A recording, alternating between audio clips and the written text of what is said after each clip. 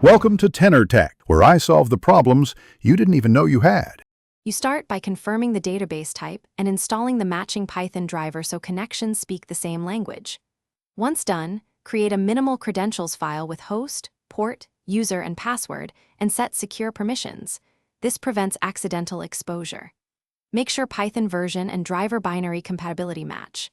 Then, open a Python REPL and import the driver to verify installation. If the import fails, fix the environment before moving on. You now construct a connection string or DSN and call the driver's connect method. For higher-level needs, wrap it with SQL Alchemy Create Engine for pooling. Once you pass credentials, set a short timeout and enable auto-commit only when appropriate. Then execute a tiny test query, such as select one or select now, to confirm the handshake.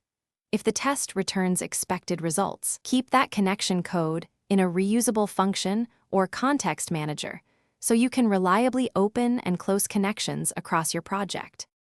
You finish by executing real queries through prepared, parameterized statements to prevent injection.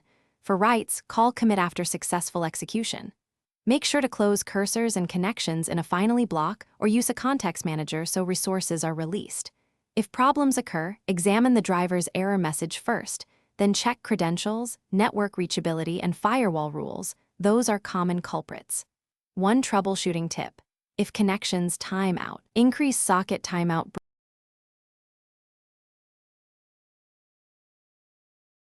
Thanks for watching. Subscribe to keep your life in tune.